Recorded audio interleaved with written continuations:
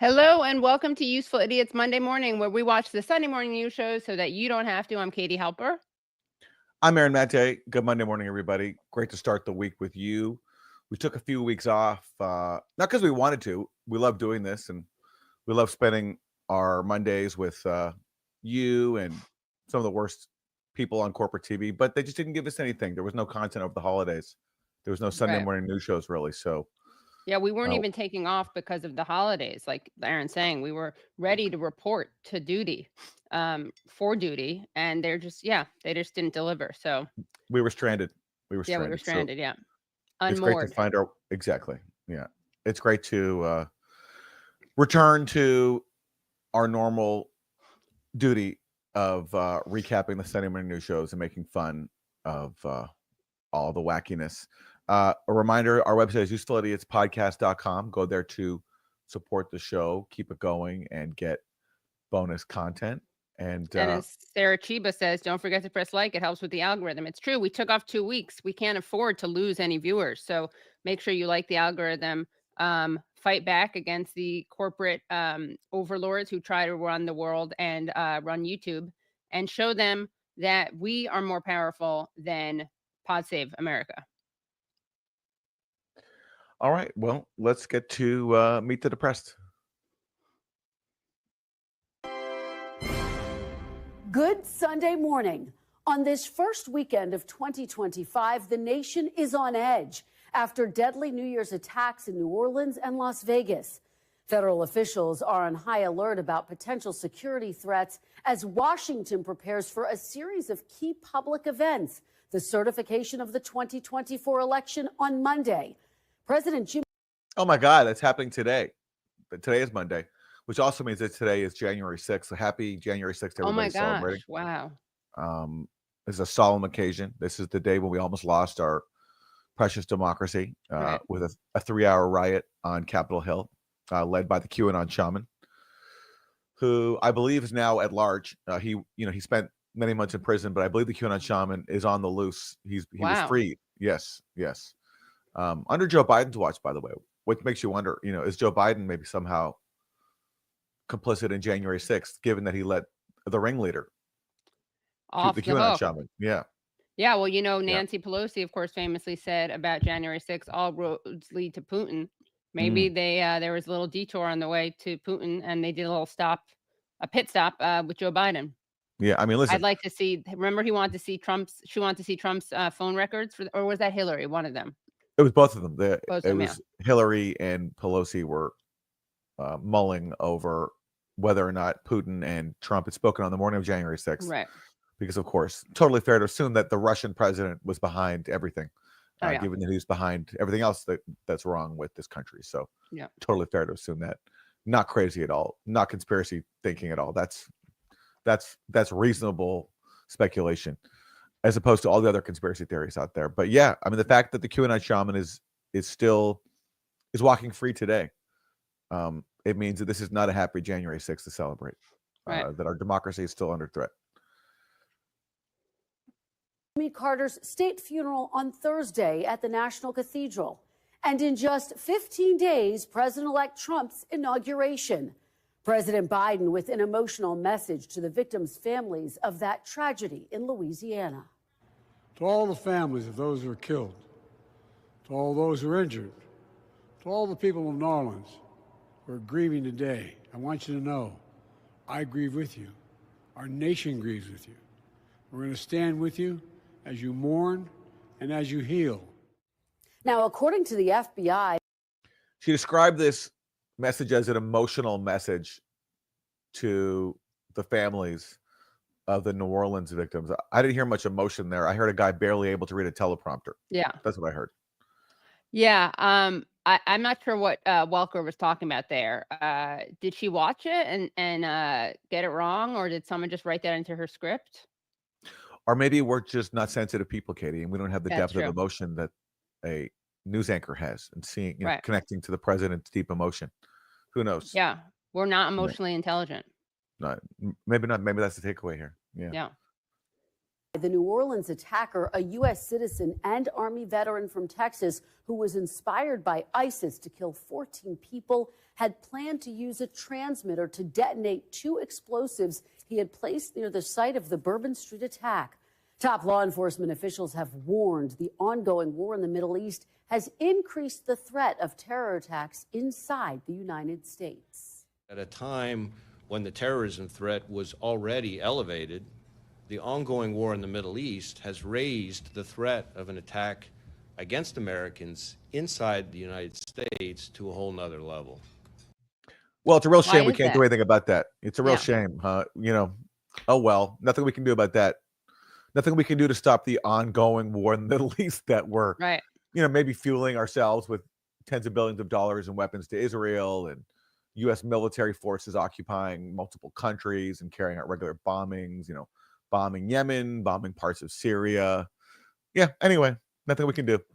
It's the price of being the world's policeman and ensuring the rules-based order. Yes. What are you going to do? Oh, well. The chickens are coming home to We have roost. been warning for quite some time now, both the Justice Department, the FBI, and the intelligence community, that we are in a heightened threat environment from malign foreign actors, including in particular ISIS. All of this comes as the Then there's the fact that also, when we talk about how are people radicalized, where do people get, indoctrinated into, extremism? It seems like a major breeding ground is the U.S. military. Yeah, Because, exactly. both these alleged perpetrators of these recent attacks, the one in New Orleans and the one outside the Trump hotel in Las Vegas, they were veterans. Right. Right. So what's going on at these military bases that is leading to people, to carry out attacks like this? And of course, these are not isolated incidents. It's there is a higher, I believe, proportion of veterans who do take part in attacks like this. Yes. So what's going on there? Yeah, it is. So apparently it is military service is now the #1 predictor of becoming what is called a mass casualty, what is the term? Offender, surpassing even mental health issues. So basically, that's a pretty scary thing, but not surprising. But of course, not something that the media focuses on at all. You think that would be an interesting thing to look at, why it is that the military leads to such violent behavior, not just towards the so-called enemy, but here at home. But that would be not very convenient for our empire. And meanwhile, as the completely normalized Gaza genocide is going on every day, there's some new atrocity, some new like mass casualty event. Like Gaza faces multiple terror attacks per day.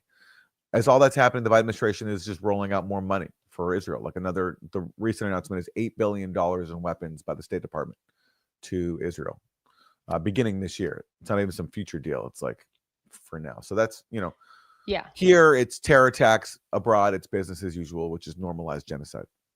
Yeah, well, Aaron, it's important you mention that because it is shocking that none of the news stories, none of the Sunday news shows focused on this, what should be breaking news. And it's really important to note that Biden is not facing re-election anymore, right? So when he decides to sell that disgusting prove another 8 billion arms sales to Israel, he's doing that as a true believer, not to win an election, which is, it's just disgusting. I'm not actually sure which is more disgusting, but it is disgusting. There's like no political, strategic, tactical excuse whatsoever. And it's pretty significant that the morning shows didn't talk about that. They also didn't talk about the abduction and likely torture of Dr. Abu Safia at State Taman, at that prison center, which is a torture center, which is where another doctor, Dr. Adnan al-Bursh, was basically raped to death. And we talked about this with our excellent guest on last week's show, Tanya Haj Hassan. Highly recommend it. But they haven't talked about that. They didn't talk about, more than 213 Palestinians have been killed in the past few days. And the Israeli prosecutors couldn't find any proof of rape on October 7th. So none of these are what a shocker. newsworthy. Yeah. What a shocker that after all that propaganda, the documentary from Sheryl Sandberg, everybody from President Biden to Blinken to Kamala Harris, Hillary everybody Clinton, talking about, mass rape by Hamas. Yes, the Israeli prosecutors just admitted they couldn't find a single person, no one lodged a single complaint about rape on October 7th, either having, witnessed it or endured it. And that's because the evidence was never there. As shows like this were among the very few to point out. But of course, the damage is done. I mean, that's how propaganda works. You put out this like really sensitive, awful claim that is very hard to challenge, and then that helps indoctrinate people or gets them on board with the actual atrocities that are going on every single day. It gets them to turn away from seeing what's happening before their eyes to instead be distracted by an evidence-free claim that allegedly happened before, so that they won't challenge what's happening before them, which is the unspeakable genocide of Gaza. And then of course later on it gets admitted, oh yeah, actually we may have gotten that wrong, the evidence isn't there, the damage is done. Right.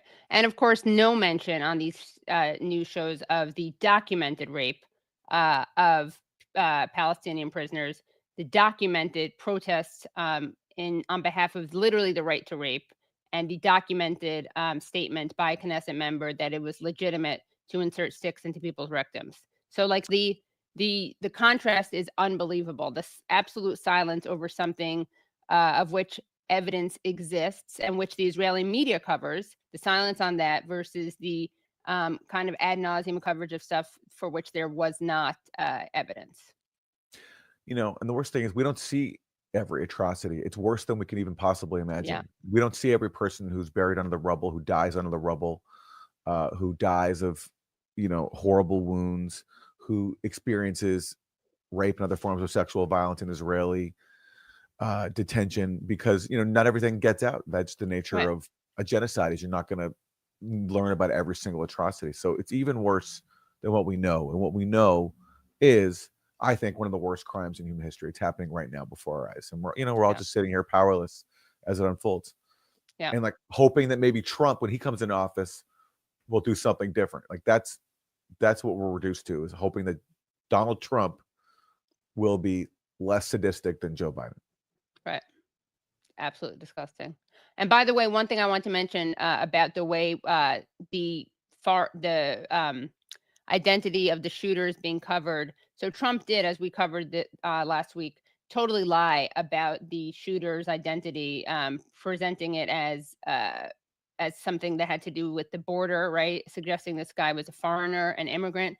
And what's interesting is that the news is, it's good that they're emphasizing that the person was not an immigrant or foreign born, and that's because, of course, it's really important to point out that this is not something that people should be scapegoating immigrants about. But it's also interesting that they say a U.S. citizen as opposed to U.S. born citizen, because a U.S. citizen could, of course, been someone who comes from another country, and that lends itself to xenophobia in a way that saying a U.S. born citizen doesn't. 100%. 100%. All right. Let's go back to Meet the Depressed. 119th Congress convened on Friday, narrowly re-electing House Speaker Mike Johnson to lead the razor-thin Republican majority after he and President-elect Trump persuaded several initial holdouts. I sat down with the first new Senate Republican leader in 18 years, Majority Leader John Thune. Oh, I can't wait to hear from him. All right. That's going to be an exciting one. Yeah. But first, let's hear more about the attack in New Orleans with the people who do such a great job of keeping us safe. House Intelligence Committee Chairperson, Congressmember Mike Turner. Spoken to both of you on this program in particular about the heightened threat environment many times. And back in June, when there was that arrest of those 8 men from Tajikistan who were ISIS linked, we spoke in depth about that. Chair Turner, shortly after that, you said on this program, we have terrorists that are actively working inside the United States that are a threat to Americans. Do you know if there are active terror cells in the United States right now? Well, I think the issue of cells, and you and I were talking about that at the beginning of the show, are there individuals that are affiliated with ISIS and terrorist groups and organizations that have crossed the border, that are inside the United States, Director Wray, FBI Director, has said so. We certainly have intelligence that says so. I agree with his assessment. Jim has also seen it. He's testified before our committee publicly of that fact. Those individuals are working in conjunction with ISIS with the intention of harming Americans. The director has said it directly. They are known to U.S. intelligence and law enforcement. And we are working diligently to try to take them down, to prevent them from doing so. And that's why the director is publicly saying such. And that's what the new administration is going to be handed. The fact that these individuals are here, that we need to locate them, we need to remove them, we need to bring them to justice and prevent them from doing harm to Americans. When we have spoken about this issue in the past, you characterized particularly the arrest of the 8 as a success story, because there was no plot carried out. They were disruptive. Are the individuals that are of concern, do we know where they are? I mean, in terms of those 8, we know they were detained and 5 of them were actually sent back to Tajikistan. You never know what you don't know. And so none of us, certainly in positions of responsibility, would ever say that there's not terrorists in the United States. Now, I'll say what I said before, which is that we have the very best people and the very best technology looking to root these people out and find them. But I'm a little confused. You don't know what you don't know, but you claim you do know that they are here. Yeah. So are they here? And if so, fair question, like, where are they? It gives strong John Ashcroft, Donald Rumsfeld vibes, right? The known unknowns, the known unknowns. Yes, the known unknowns. Yeah, yes. I like that. Yes. And of course, it's like there's never time to talk about, hey, why is there ISIS in the first place? Oh, yeah. ISIS grew out of the invasion of Iraq. And then ISIS took advantage of the fact that we were simultaneously, after the Iraq War, as Donald Rumsfeld told Wesley, as Donald Rumsfeld planned, and Wesley Clark reported this, that Donald Rumsfeld planned after taking out Iraq that they would take out the government of Syria.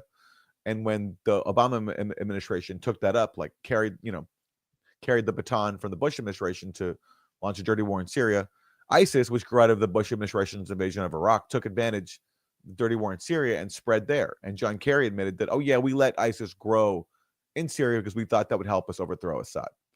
So yeah, that's the kind of background that never gets discussed in talking about all these terror threats and why they exist. Yep. Although I got to say that Jim Himes is going to say something a little bit surprising. Stand by for this. if the question is, what should Americans be afraid of? What has killed Americans since 9/11? It hasn't been people sneaking across the border. And that's not to say that the border shouldn't be secure. The border must be secure. But what has been killing Americans, whether it was Fort Hood in 2009, I think, whether it was the New York attacks that killed 8 people in 2017, what we just sadly saw in New Orleans, it's actually Americans who are in this country. Actually, in a bizarre number of cases, service people. That was the Fort Hood attacks. That was what we saw in New Orleans. That was, though it doesn't seem to be shaping up as a terrorist attack, what we saw in Las Vegas. So again, that's hard, right? Why is that hard? Because if you're in this country, you have constitutional rights, meaning the FBI can't say without a warrant, I want your Facebook posts, I want your emails. That's what makes this very hard. And again, let's look at what has actually killed Americans in fairness to the FBI, I'm pretty sure the FBI can get your Facebook posts, even if they don't have a warrant. I mean, you know, I realize like that's the law and stuff like that, but the law doesn't really seem to matter. So in theory, you can't. They can't do that. Yeah. And I also think it's. I mean, I know that you have rights as a citizen that you don't as someone who's not a citizen, but I always think it's a little weird that we're supposed to accept such violations of rights of people if they're not citizens. Yeah. Fair enough.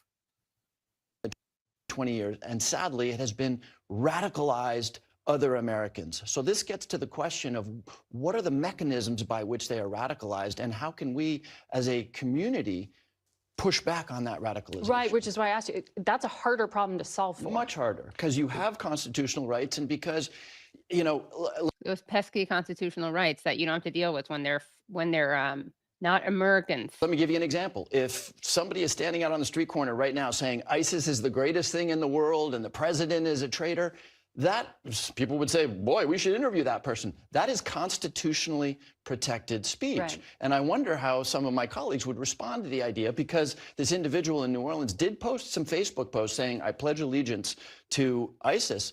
You know, What if we had that debate? Should Facebook have instantly submitted that to the FBI? And if so, where's the line? If I say I'm not a big fan of the next president and I don't believe that he was, whatever, should that go to the FBI? It's a tough conversation.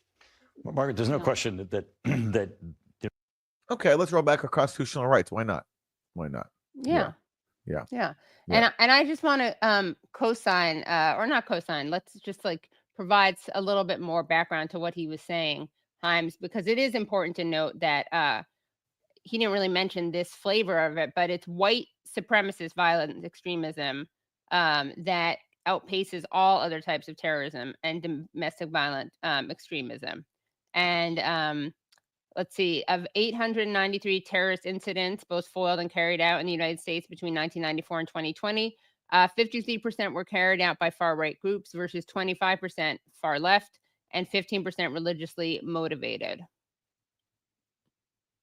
And the chance of being killed by foreign-born terrorists is 1 in 4.3 million per year.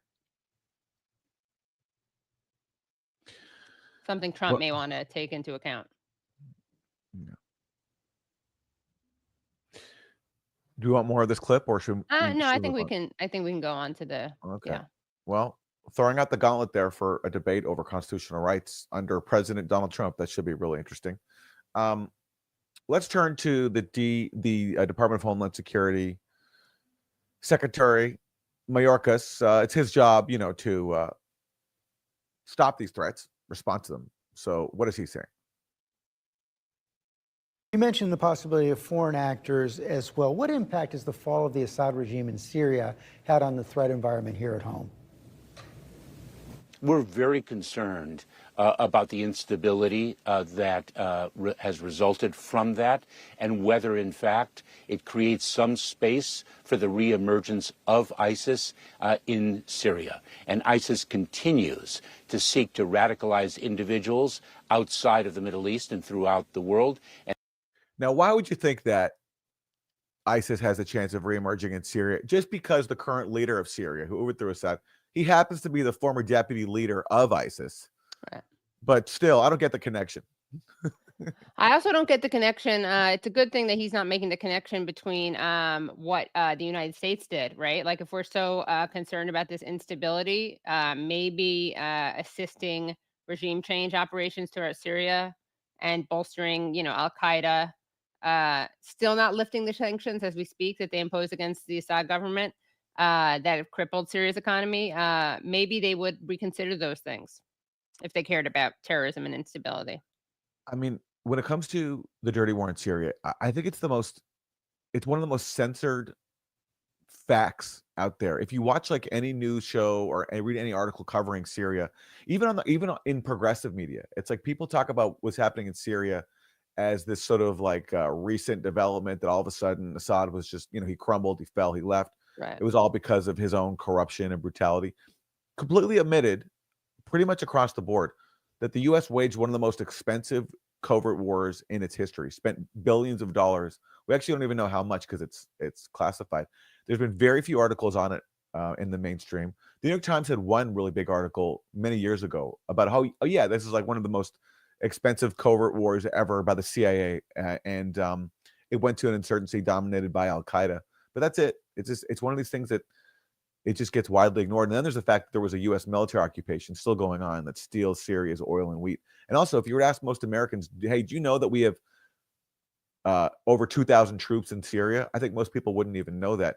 And one of the reasons is we covered last week on Useful Idiots, that the Pentagon just admitted the real number, that it was over 2,000. Previously, they previously said it was 900 troops.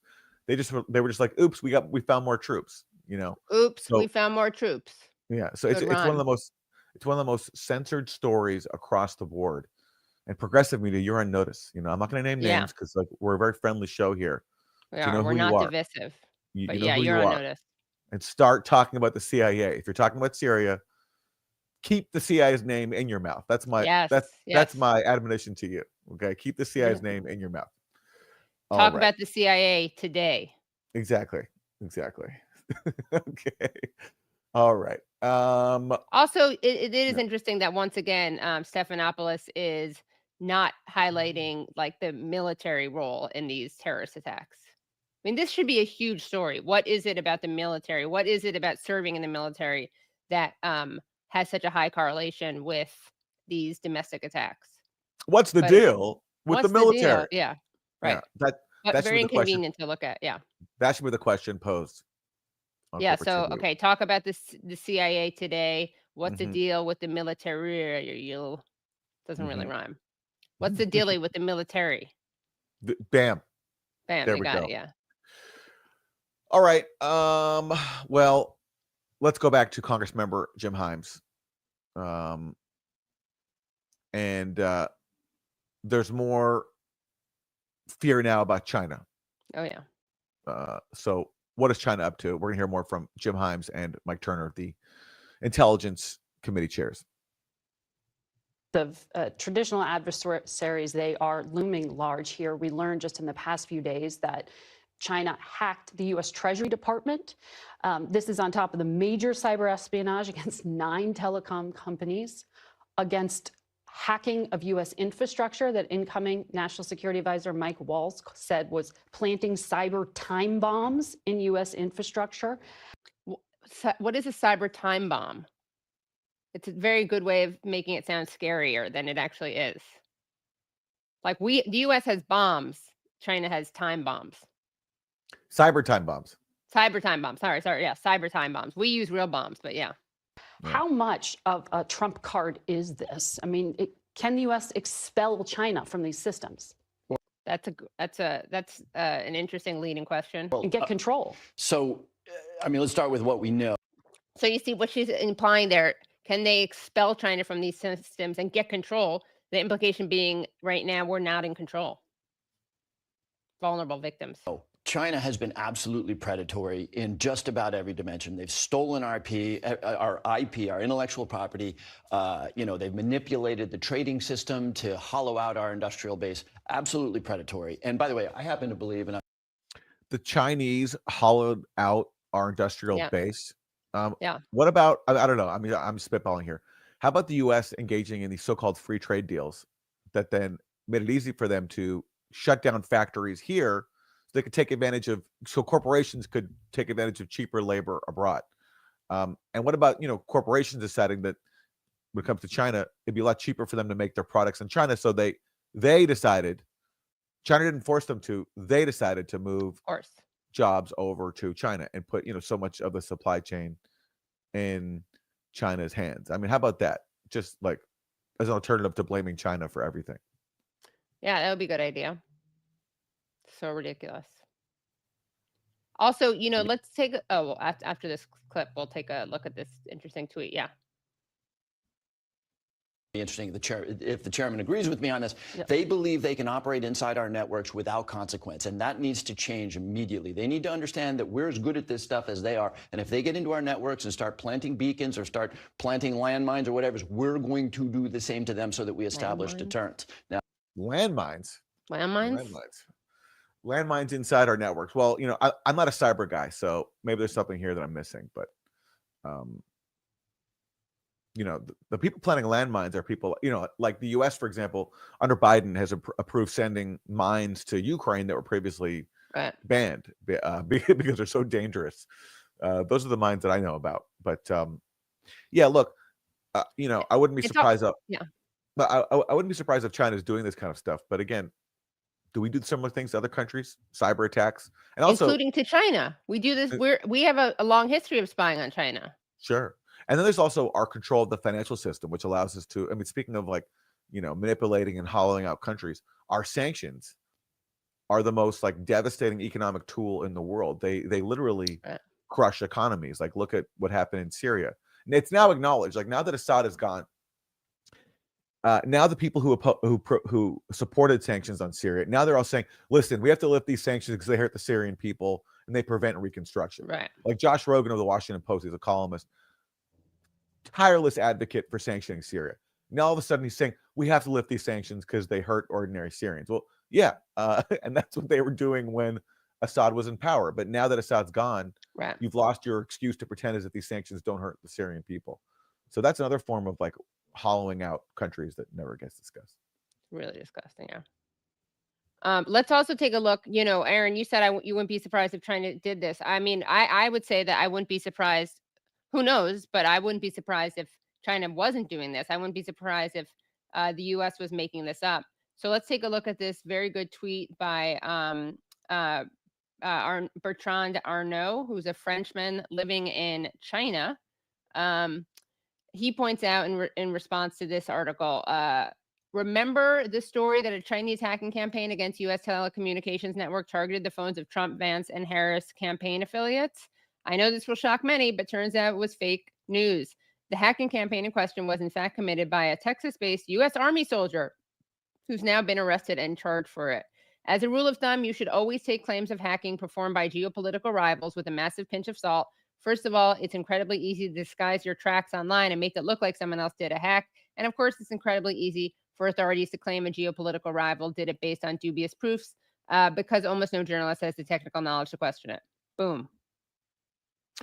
Well, yes, and this, of course, reminds me of when Hillary Clinton's campaign and the FBI declared that Russia had hacked the DNC and stolen its emails and given them to WikiLeaks, and everybody just believed that, even though no evidence was produced. Right. And even when all this evidence emerged to undermine that, you were called Putin apologist, blah blah blah. If you challenged that one, the good old days of RussiaGate, feeling a little nostalgic. Yeah. So fair enough.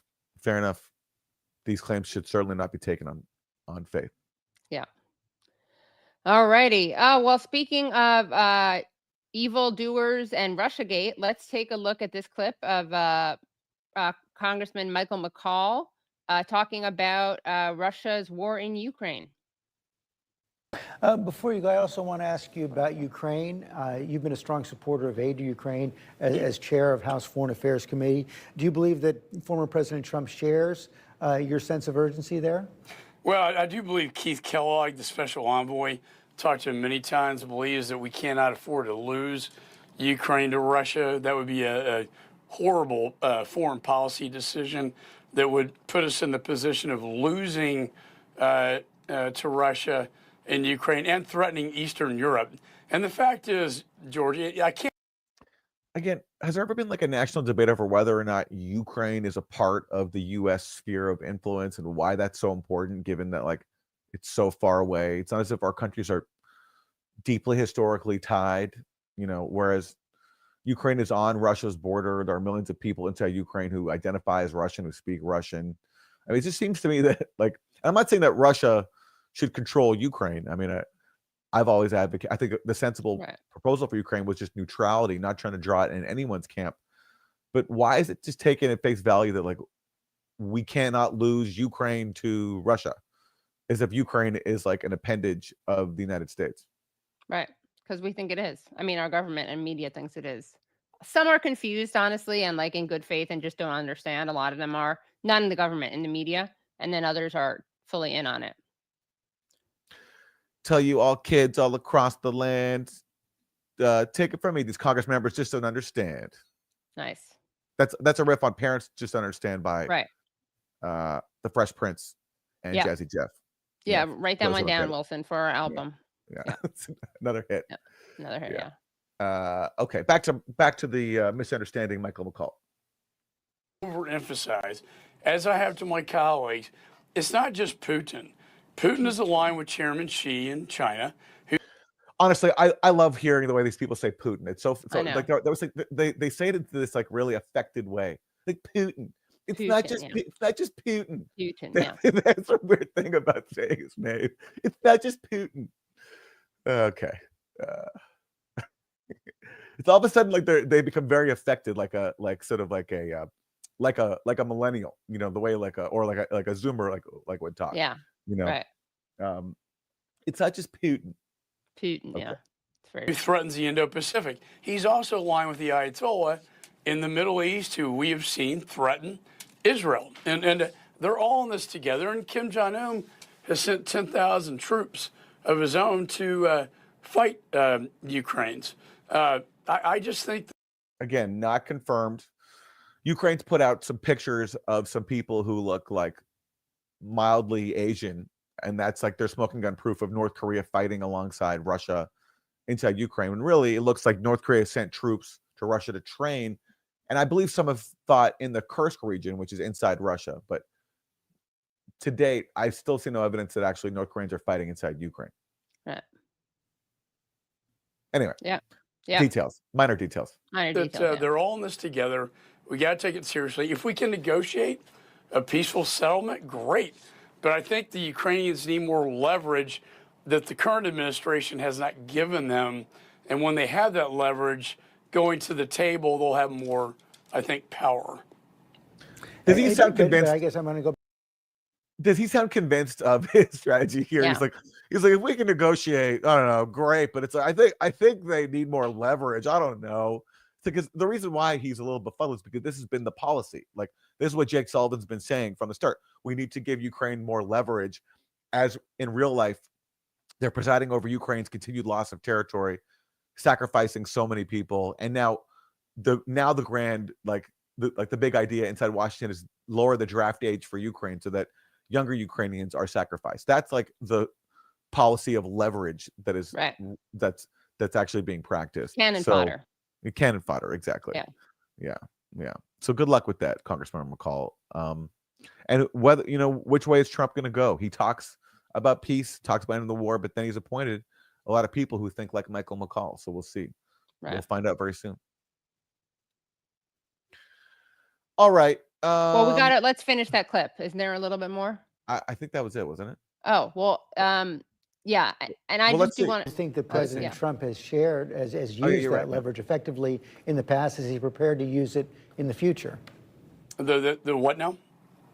Do you think that former President Trump has used that leverage that you discussed in the past? Is that a stalling tactic, by the way? It looks like did he really not hear him, or is he trying to buy some time? Let's see. Look at his expression when he look at his expression in the future. The what now?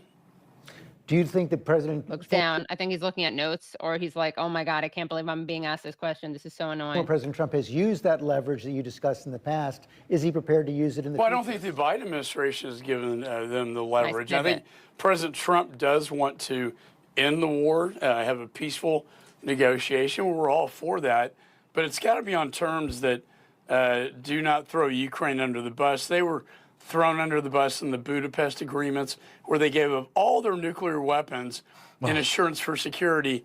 And guess what happened? There was none. And this is a very common talking point. Yes. That Ukraine was fooled by Russia in the Budapest agreements and gave up their nuclear weapons. And then Russia, once Ukraine was defenseless, then attacked it. I mean, so many things are missing here. First of all, Ukraine did not know how to use those nuclear weapons because they acquired the nuclear weapons as a result of the Soviet Union collapsing.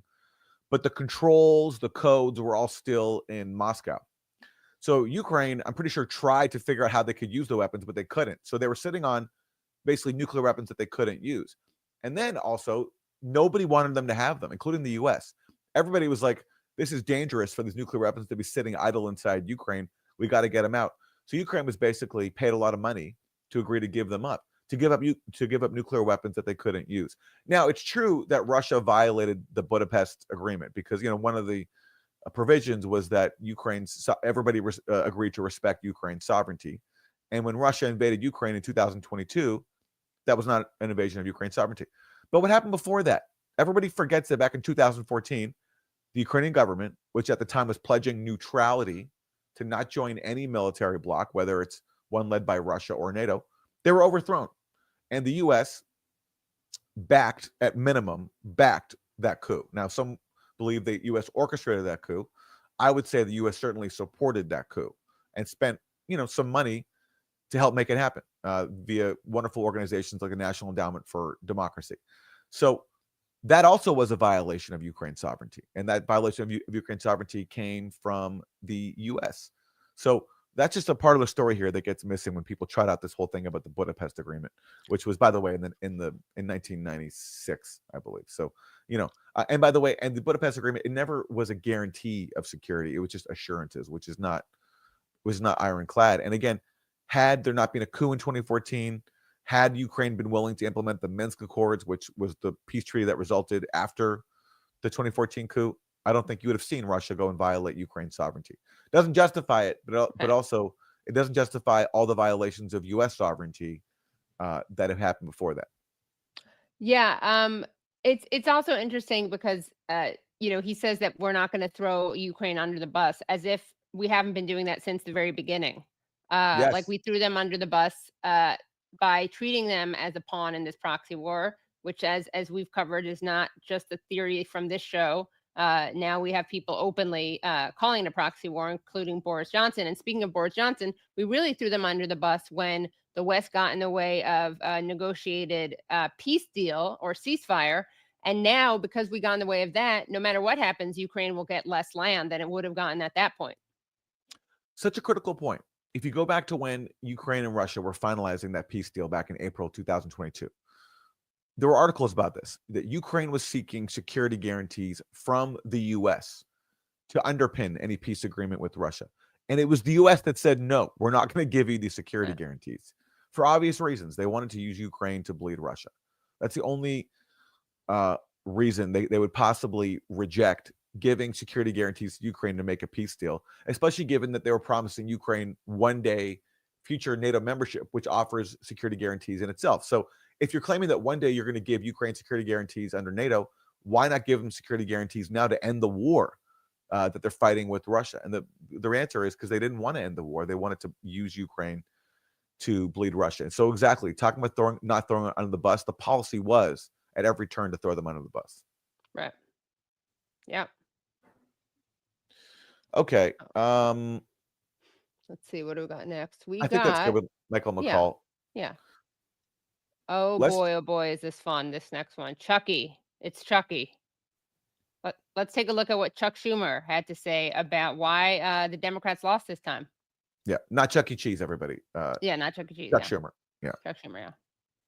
A lot of good things, but all too often, Kristen, we talked about the mechanics of the legislation and the details of the legislation, and we really didn't show the kind of empathy and concern to average, or show enough of it to average working families who didn't realize how much we had done and how much we care for them. So what we're going to do is spend a lot of time talking to working families, showing them how much we care about them.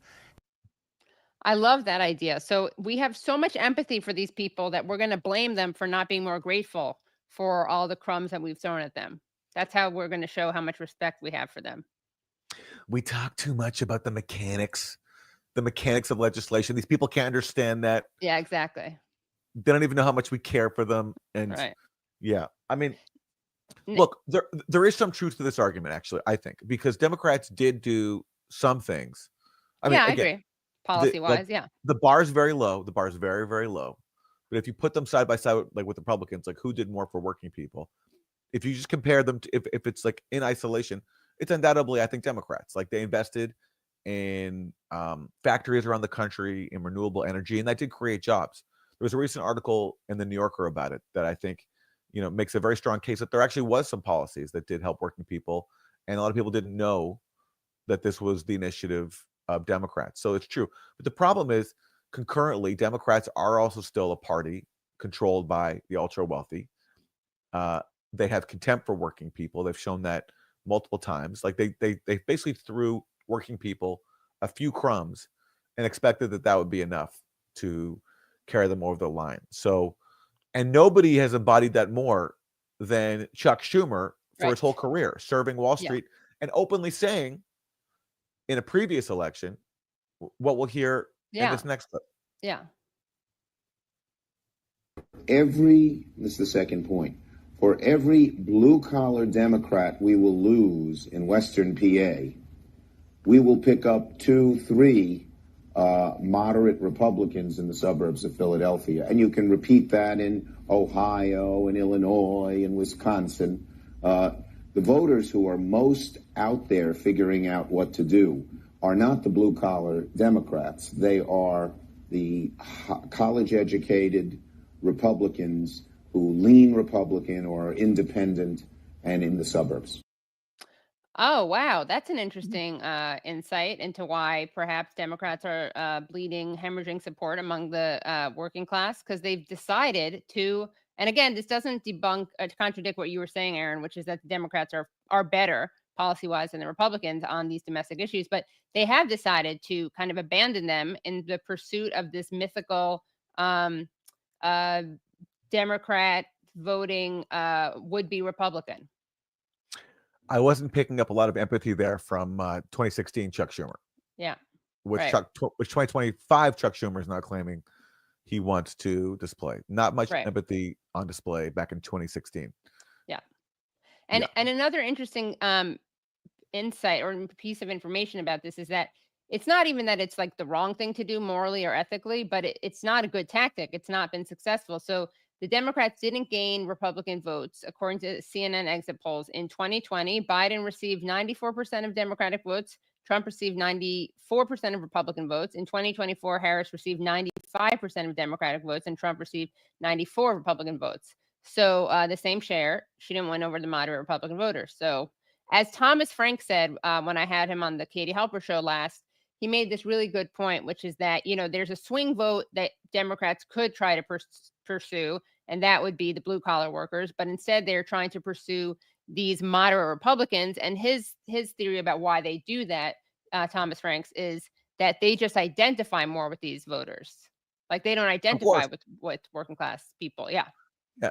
That's why they tried out Liz Cheney, exactly. because that's who they identify with now, like wealthy neocons. That's who they feel represents them now. And that's like Liz, Kamala Harris, like she spent her final days campaigning with the Cheneys and talking about, all their agenda items and like saying how we have to like fund the national security state to the hilt and how we can do everything all at once. We can like still be an empire while also taking care of people at home.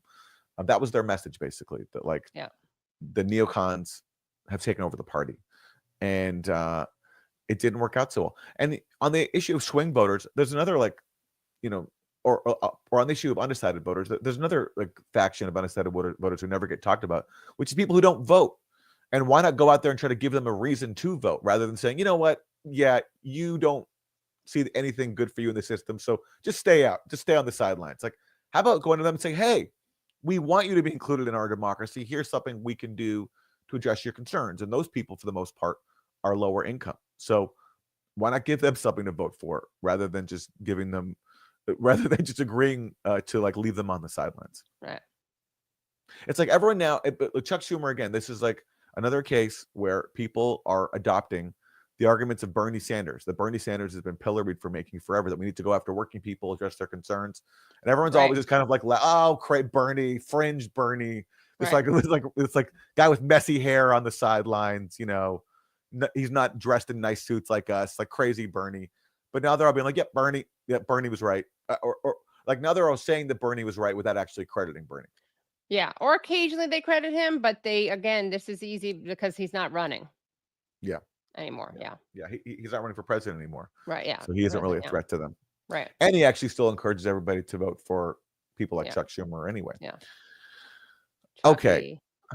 More maybe inconsistency from Chuck Schumer, this time on the issue of Joe Biden's mental acuity. And were people like Chuck Schumer implicated in misleading the public on where the president was at mentally? Play you a little bit of something you said last year. Take a look. I talk to President Biden, regularly, sometimes several times in a week, or usually several times in a week. His mental acuity is great. It's fine. It's as good as it's been over the years. All this right-wing propaganda that his mental acuity has declined is wrong. Leader Schumer, what do you say to Americans who feel as though you and other top Democrats misled them about President Biden's mental acuity? Well, look, we didn't, and let's look at President Biden. He's had an amazing record. The legislation we passed, one of the most significant groups of legislation since since Lyndon Johnson's Great Society, putting in 235 judges, a record, and he's a patriot. He's a great guy. And when he stepped down, he did it on his own because. Okay. He did not step down on his own. Let's just not let that go unnoted. He had to be pushed to step down. I mean, maybe he was able to physically step down on his own, which would be a good achievement for him. But yeah, he had to be pushed down. He was not going out on his own. We know that Pelosi had to do a lot of things behind the scenes. We know that He was threatened. Like she threatened him. Like she basically threatened to Yeah. go nuclear on him. And the donors Right. revolted. That's the big thing. Like the people with money were like, yeah, he's Right. out. Yeah. And So then if you when that happened, imagine stepping down, it would be like pushing him down the stairs. What they did. yeah. This is some really convenient revisionism from Chuck Schumer. Yeah. Well, it matches, right? Because he's revising history in multiple ways. Oh, sorry. Let's go back to that clip. He thought it was better not only for the Democratic Party, for America. We should all salute him. We should all salute him. Do you feel, as we have this conversation today, that President Biden could serve another 4 years had he stayed in the race and potentially won? Well, I'm not going to speculate. As I said, I think his record is a stellar one. He just said that he is mentally sharp. And now he's saying that, is he mentally sharp enough to serve another 4 years? I'm not going to speculate. I'm not going to speculate. Yeah. Right. Yeah, I'm not going to speculate. Yeah. I'm not going to speculate. Yeah. Also, why should we salute him? Remember, this is another important point. This is a guy who implied that he was going to be a one-term president. And then once in power. He also said he wasn't going to pardon his son. Yeah. He also said he was going to make everything great again. And then the world was lit on fire under his watch, and he had the match. I mean, this is a guy who fueled a more than year-long genocide. Just that alone. How can you possibly salute that person? Yeah. Complicit in one of the worst crimes ever. Salute the genocidaire. Yeah. Well, that's because this guy is one too. And history is a really outstanding president. I mean, maybe literally outstanding, as in he stands out by in how much of a genocidal maniac he is. Yes. Well, whereas Chuck Schumer did not want to vouch for, or where is it like? Well, so we had Chuck Schumer saying that he's not going to say that Joe Biden could serve another 4 years. Simone Sanders, who served under Biden and who works as a pundit on MSNBC, because that's a very common transition. You go from working in the Biden White House to working for MSNBC. She also wants to give an unequivocal endorsement of Biden's mental acuity. I was very surprised that when you asked the question about mental acuity, he didn't more forcefully push back. The question on the table is the president all the way there? And the answer is unequivocally yes. Now, people can say that you feel as though President Biden might be a little too old to do the job, but he is doing the job, and his mental acuity is there. So I think that there's a conflation of two things here, is his mental capacity and serving another 4 years as old as he is. But those are two separate things, in my opinion. And look, these people that have known Joe Biden their entire political lives, I know Joe Biden is like, can y'all just please defend me a little more? That's so funny. Yeah. Well, again, not going to get the most unbiased take from someone who used to work for Joe Biden, whose job was to spin, lies on behalf of Joe Biden. But those are the last people left. People who basically were paid to lie for Joe Biden. The last people left vouching for his mental acuity. I think that's the takeaway here. Right. Also, this is a woman who went from Bernie Sanders to Joe Biden. So she obviously went in the wrong direction. She worked for Bernie Sanders and then she shifted to Joe Biden. So, it's good when people start off with Biden, then go in the Bernie direction. That shows you're, becoming more anti-establishment, regardless of one's critiques of Bernie Sanders. He clearly is in that direction. When you go from Bernie Sanders to Biden, that's just sad. Pathetic, yeah. All right. What do we got next? We got some Lindsey just to put a button on Chuck Schumer. It's just funny how he goes from saying, I did not mislead the public about Joe Biden's mental acuity. And then he's asked, do you think Joe Biden has the mental acuity to serve the 4 years? And he says, I'm not going to speculate. Right. I'm not going to speculate. Yeah. So up until Joe Biden dropped out, Chuck Schumer was saying he's totally fine. As soon as he does drop out, all of a sudden it's, it's in the past now. Let's salute him and let him ride off into the sunset. Let's not speculate on whether he could do the job for another 4 years. Right. Okay. Should we skip to 8.5, do you think? You mean skip my favorite senator? Absolutely not. Fine. All Adam, right, are you fine. kidding? All right. Are you kidding? You're right. No. That was why would I even ask that? Okay, we'll Why do would I? 8.5 in our Thursday throwdown. Yeah. You want Okay. to deprive me of a chance to talk about this Yeah. man Shifty who, shift. Yeah. I spent so much of my life responding to this person, and sort of, he's really had a big like at the end of my life, I'm going to look back on the key figures in my life, and this guy will be up there. He really, he really set the tone when he pushed that little conspiracy theory that Donald Trump was compromised by Russia and engaged in a sprawling conspiracy. And I spent some time responding to that and debunking it. And we've gone our separate paths. I'm still doing this humble YouTube show. And Adam Schiff is now a senator. And let's hear what he has to say in response to the New Orleans terror attack. Let's talk quickly about the president-elect's cabinet picks. Kash Patel for FBI director. That comes against the backdrop of this latest terror attack in New Orleans. You, of course, serve on the Judiciary Committee.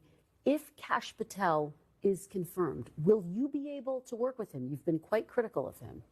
Well, first of all, Kash Patel should not be confirmed. And I think the terrorist attack in New Orleans and my heart goes out to those who have lost loved ones in that attack, just underscores again the importance of having someone directing the FBI that has experience, that has judgment, that has character, that will prioritize defending the country against the violence we saw in New Orleans or the violence we saw on January 6th, not someone whose top priority is political vendettas, who believes in deep state conspiracy thinking, not someone who is as unqualified as Kash Patel. So Kash Patel is an easy one. He should.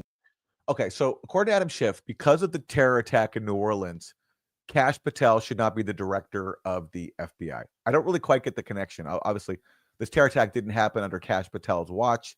He's not involved in the terror attack. So I don't get why Adam Schiff is leading to the conclusion that this rules out Kash Patel.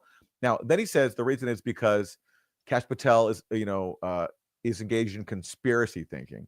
But the whole reason why Adam Schiff doesn't like Kash Patel is because Kash Patel debunked Adam Schiff's conspiracy thinking that Donald Trump was conspiring with Russia.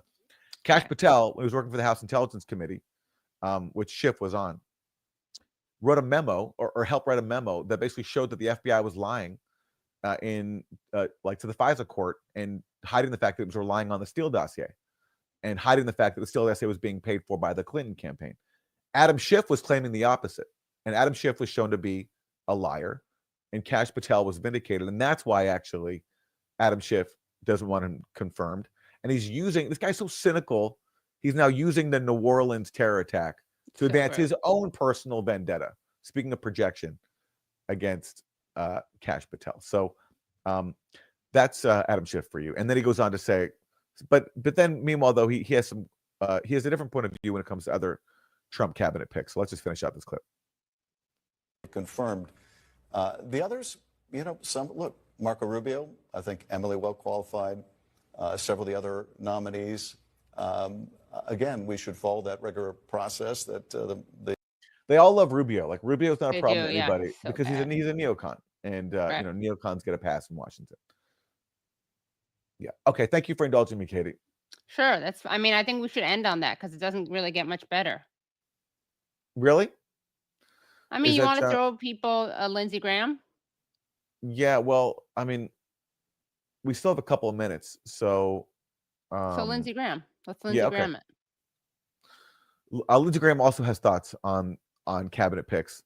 Bit of a different take than Adam Schiff. The last 4 years have been a friggin' disaster. They roll back every policy that worked on the border. They went back into the Iran nuclear agreement, giving out to hundreds of millions of dollars is used for terrorism.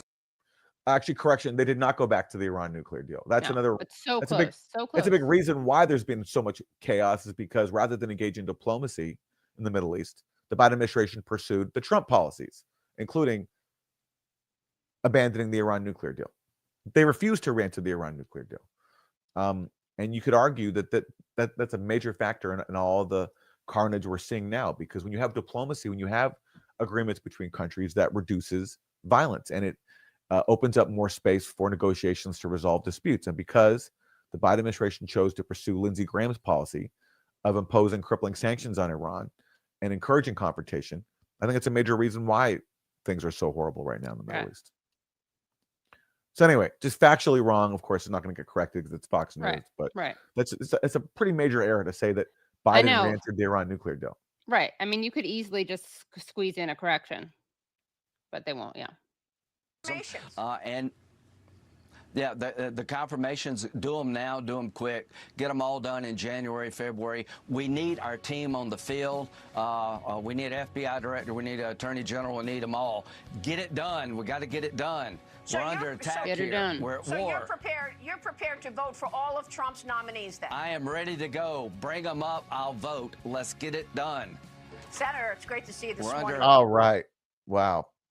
What a rallying cry from Lindsey Graham. Again, if you're going to make the case for something, don't make such an egregious error, such as falsely claiming that Biden re-entered the Iran nuclear deal. Right. Yeah. Yeah. So it's I mean, just a shock. I guess it's not shocking. It should be shocking, but it's really not a shocking example yet again of how dishonest the media is and how much they enable dishonesty. Well, that's why we're here every single That's why Monday. we're here. Yeah. Except during the holidays when they don't give us any content to work with. Right. And because we're here every single week, or almost every single week, we are very delighted to announce that we've just hit a big milestone for Youth Idiots. We've passed over 150,000 subscribers on YouTube, which Thanks to viewers like you. thanks to viewers like you. So thank you so much for making us 150,000 strong. Yes. Amazing. Yeah, very grateful for that. Yeah. One could argue we should have hit it earlier. You know, I'm simultaneously excited, but also I'm a little disappointed. I have to say, I mean, we should have hit this milestone A lot I'm earlier. just Yeah. kidding. I'm just kidding. No, but thank you so much for supporting the show. And to support the show, if you're not already, you can do that at usefulidiots.podcast.com. Katie, anything you want to plug this week for the Katie Halper Show? Let's see. It'll be great. I'm going to have on a guest to talk about the guest worker visas and the war between Elon Musk and Donald Trump. That'll be very interesting. He's an economist at Howard University. Very nice. Very nice. Yeah. And that's on Tuesday. Tuesday at 7 p.m. Yep. And Eastern that's time. just one of Eastern times. And that's just one of the guests that I'll be having on. We're working on the second one, but honestly, he's great. Really recommend him. Ronil Hira, he's great. Says great stuff about this. He's one, economists can be boring, but he's not boring. Well, I hope you tell him that. I will. Yeah. Yeah. You, sir, unlike your colleagues, are not boring. Yeah, exactly. I think Unlike that's the rest of your profession. Yeah. I think every economist needs to listen. If you have an economist in your life, everybody, that's a good reminder. Go and tell them that they're not boring. Yeah. That would You make may their be day. lying. You may be lying though. I'm not Well, lying fair when enough. I say that. Yeah. Make Yeah. it Economist Day. Go tell them that they're not boring, and, Yeah. and watch the tears stream from their eyes, just Yeah. because no one's ever told them that before. Right. Yeah. That's a way we can all make a difference in an economist's life.